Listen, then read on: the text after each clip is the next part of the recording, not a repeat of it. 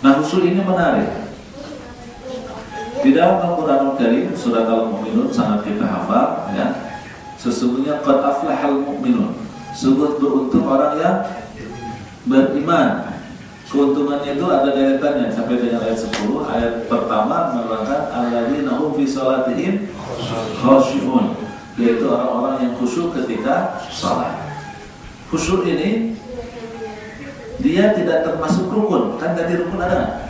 Enggak. Tidak termasuk syarat, syaratnya juga tidak ada. Syarat tadi 4, haram untuk orang masuk waktu menghadap kiblat, nggak ada khusyuk. 13 tadi juga tidak ada khusyuk. Dia kategorinya ada di sunnah hay'ah. Ya, sunnah hay'ah itu yang apabila terlewat tidak perlu tidak perlu sujud sahwi. Ya, tidak perlu sujud sahwi, apalagi perlu diulang. Nggak ada salat khusyuk itu kalau tidak khusyuk tidak perlu diulang sholatnya. Karena kalau khusyuk itu menjadi syarat atau dia menjadi rukun, apabila tidak khusyuk maka sholatnya batal dan sholatnya harus diulang. Nah, khusyuk itu tidak termasuk syarat dan rukun sehingga sholat tidak boleh diulang. Kebayang kalau misalnya khusyuk ini menjadi syarat dan rukun, maka mungkin saya Hilman Rosyad itu tidak akan pernah bisa selesai sholatnya satu pun juga. Misalnya sholat maghrib sampai datang isya, saya belum selesai sholat maghrib karena akan terus diulang-ulang.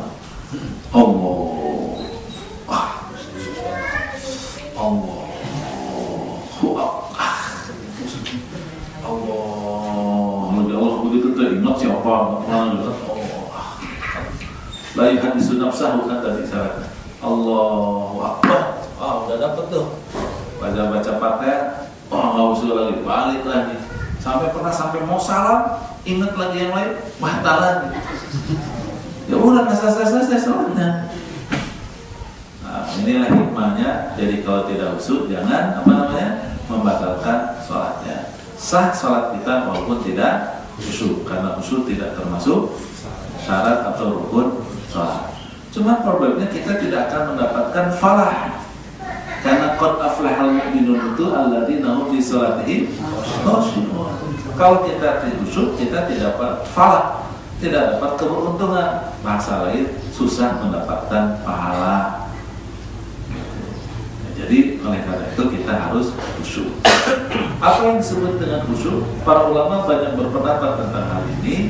Tetapi saya simpulkan dari sekian pendapat para ulama, ada dua sisi, dua ciri tentang khusyuk itu. Pertama adalah sukunul harokat, ya. Sukunul harokat itu tidak bergerak-gerak, jadi dia sukunul harokat, dia tidak banyak gerak di sholat itu. Sampai disebutkan misalnya Abdullah bin Zubair misalnya diungkapkan kalau dia sudah sholat laksana pohon, ya, maksudnya pohon besar, ya, karena kalau pohonnya adalah rumput ya goyang-goyang juga, ya, sebagaimana Habib Berade berkata, ya, rumput yang bergoyang, gitu, ya. Nah, maksudnya pohonnya pohon besar, jadi tidak bergeming, gitu kira-kira. Itu salatnya Abdullah bin Zubair, sahabat radhiyallahu anhu, sampai mengatakan dia tidak akan ada apapun. Jadi dia ketika sholat ruku sujud itu hingga burung di di punggungnya. Geli kan kalau kita, ya. Kalau si Bang Asal begitu ketawa-ketawa itu, dicakar-cakar sama si burungnya itu, geli ya. Nah, dia enggak, diam aja. Kata para tabi'in, murid-muridnya, hanyalah tembok yang runtuh saja yang akan membuat dia bergeser dari tempat sholatnya. Itu bagaimana para sahabat radhiyallahu anhu menampilkan dirinya ketika sholat dengan khusyuk, yaitu ketika sukunul harakah. Secara fikih nanti kita akan tahu, misalnya di kalangan mazhab Syafi'i boleh bergerak-gerak di luar gerakan sholat dan bacaan sholat itu maksimum 3 kali gerakan. Itu dalam mazhab Syafi'i. Jadi kalau dia gatal, garuk boleh garuk. Nah, cuma 3 kali. Kalau garuk kepala 1, gitu ya, di tangan 2, di kaki sujud, ya, udah segitu. Nah kalau yang keempat itu semua boleh dilakukan berdasarkan madhab ini. Udah bingung jadinya ya. Ustaz gimana nih katanya, udah katanya di punggung, di paha, di perut lagi, di pantat, belum di ini, tangan lagi, kepala, gimana? Itu sebaiknya sebelum sholat mandi, ya, dulu pakai asepso kalau bisa, dan setelah mandi jangan lupa pakai bedak purol. Masih ada nggak bedak purol? Masih ada. Itu zaman saya kecil. Baru dengan demikian dia bisa khusyuk gitu sholatnya. Tetapi gerakan ini tidak dibatasi sebetulnya. Tapi kalau dominan gimana ya, susah gitu ya. Tentu dikembalikan kepada kita, tidak ada pembatasan 3 atau berapa kali gerakannya ya. Karena urusannya juga bukan hanya garuk gatel kan. Ada bersin lah, ada inilah, ada apa segala macam gitu ya. Apalagi ibu-ibu pakai mukena gitu ya, suka lihat-lihat meritil-meritil serentak bawahnya itu kan biasanya. Makanya mukena jangan pakai rena begitu ya, suka mengganggu kekhusyuan gitu. Laki-laki juga sama, betulin sarung lagi gitu ya. Apa ya? Cetak tangan dan lain sebagainya gitu. Ada yang ngedek-ngedekan, apa ngedek-ngedekan bahasa Indonesia? Apa bahasa Indonesia yang ngedek-ngedekan? Jadi gerakannya itu apa? Badannya itu maju mundur gitu. Kakinya bertemu ke sebelah kanan, sebelah kiri dan seterusnya. Itu kalau saya perhatikan kalau lagi mabit suka banyak begitu. Kalau Ustaz nggak sholat, Ustaznya nggak usah itu, mau masuk kan kitanya berwudu gitu ya. Lihat orang-orang sholatnya kok pada bergerak semua dalam rangka ini saya biar nggak hantu. Jadi tidak ada batasan, tapi itulah batasan utama yang kemudian difahami paling sederhana tentang namanya sukunul harakat. Jadi dia tidak bergerak-gerak kecuali gerakan sholat. Inilah yang kemudian menjadi pelatihan yang heboh ya, yang disebut dengan pelatihan sholat khusyuk. Saking hebatnya itu si tangan itu bisa bergerak sendiri, katanya begitu. Tidak lagi digerakkan oleh otot, tapi digerakkan oleh nurani. Hebat. Yang kedua adalah tahdirul qalbi indal qiraah. Tahdirul qalbi indal qiraah. Yang disebut khusyuk itu adalah menghadirkan hati di saat bacaan sholat. Nah ini yang harus dimaksimalkan kita dalam bentuk sholat itu adalah menghadirkan hati di saat bacaan sholat. Misalnya Fatihah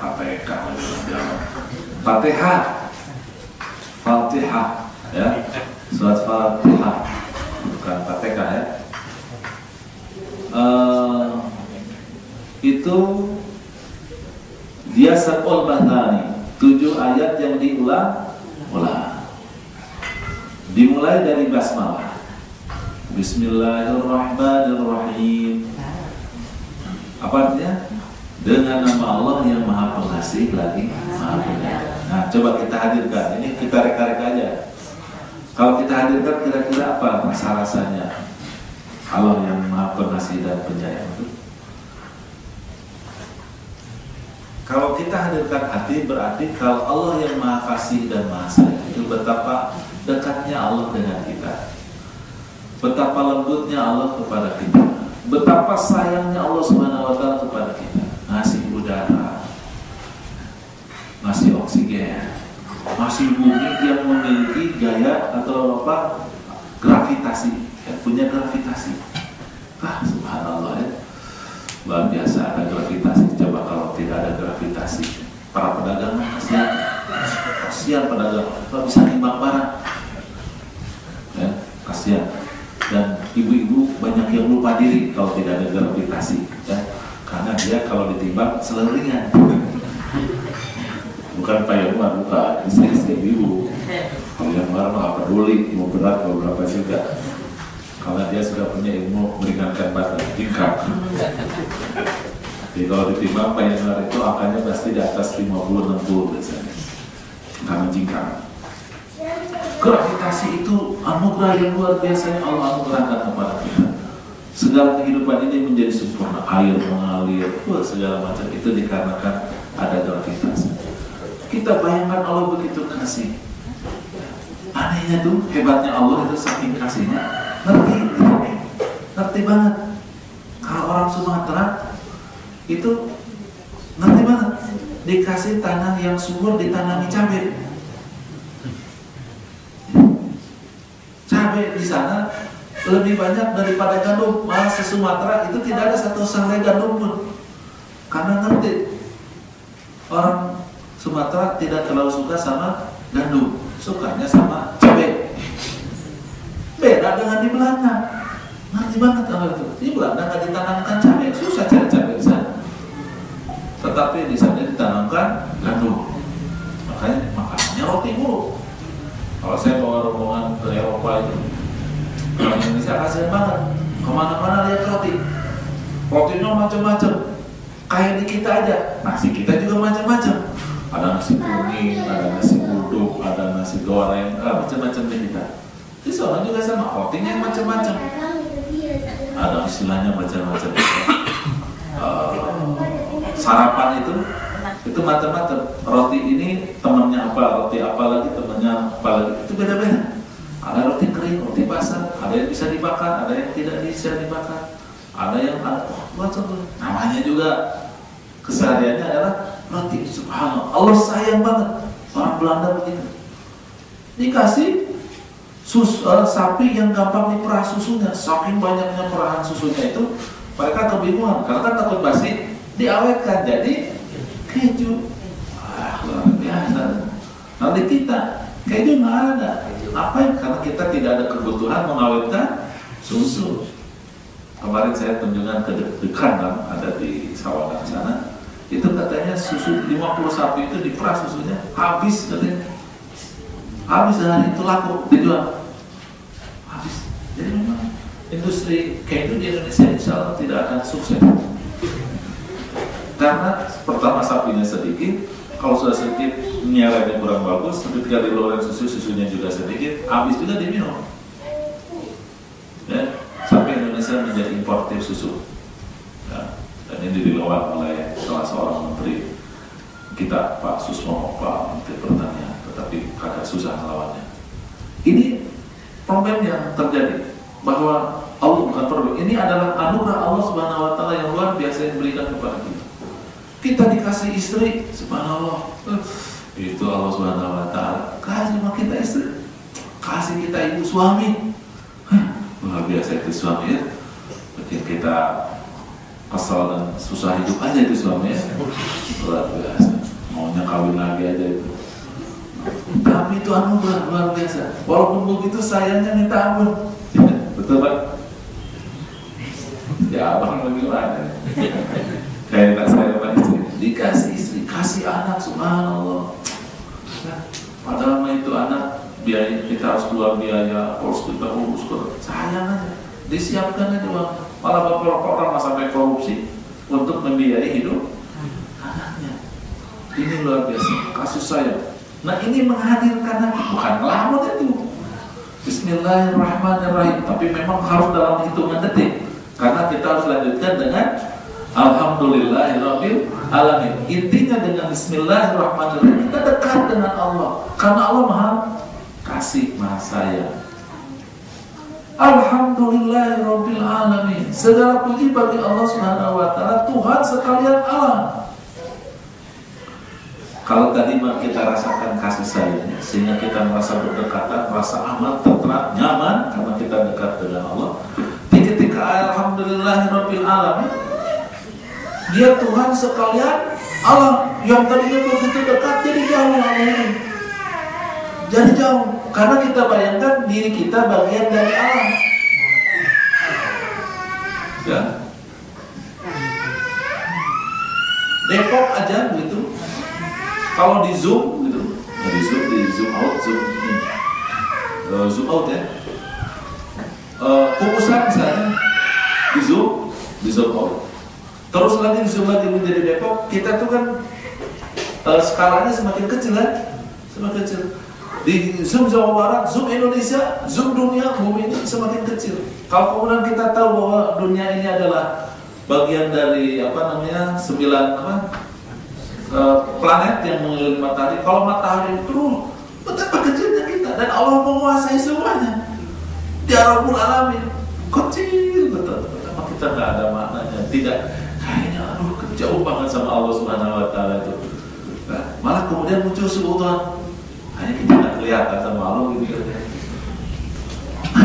Gara-gara kita menghayati, menghadirkan hati ketika membaca Alhamdulillahirabbil alamin. Padahal sebelumnya Bismillahirrahmanirrahim, betapa terasa nikmatnya anugerah Allah Subhanahu Wa Taala yang luar biasa kepada kita. Tiba-tiba kita menjadi terlempar, menjadi kecil, jauh dari Allah Subhanahu Wa Taala. Betapa hebat, besarnya, akbarnya Allah Subhanahu Wa Taala. Makanya kenapa kemudian berikutnya diulang lagi Ar-Rahman Ar-Rahim. Allah masuk begitu jauhnya, sebegitu besarnya, sebegitu hebatnya, sebegitu akbarnya, sebegitu kemampuan menguasainya luar biasa. Dia bagaimanapun juga adalah Ar-Rahman Ar-Rahim. Kita dekat lagi sama Allah Subhanahu Wa Taala. Cuman kadang-kadang sudah dekat sama Allah kita merasa nyaman, ada comfort zone. Ya, karena rasa nyaman itu maka kita menjadi lalawora. Lalawora itu apa? Menjadi kurang hati-hati, ya. Ya nggak apa-apa, salah-salah dikit kan Allah Ghafurur Rahim, nah gitulah. Ya Allah, la yukallifullahu nafsan illa wus'aha, gitu kan? Karena banyak dalilnya. Allah ada rukhsah. Rukhsah itu adalah anugerah dari Allah, jangan sia-siakan rukhsah. Kita tinggalkan azimah kan gitu.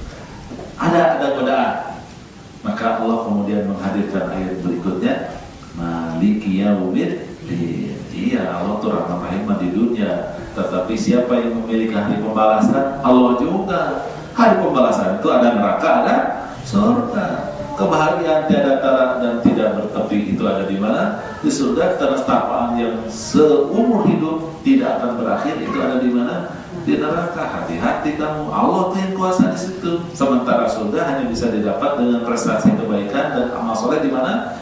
Di dunia. Jaga itu, jangan sampai kemudian menelantarkan kasih sayang Allah Subhanahu Wa Taala, tetapi memaksimalkan dengan syukur kasih sayang Allah itu melalui ibadah yang baik kepada Allah. Maliki Yaumiddin. Hanya kemudian kita tegak lagi dan bersiap-siap menghadap Allah Subhanahu Wa Taala, bersiap menjaga Allah Subhanahu Wa Taala.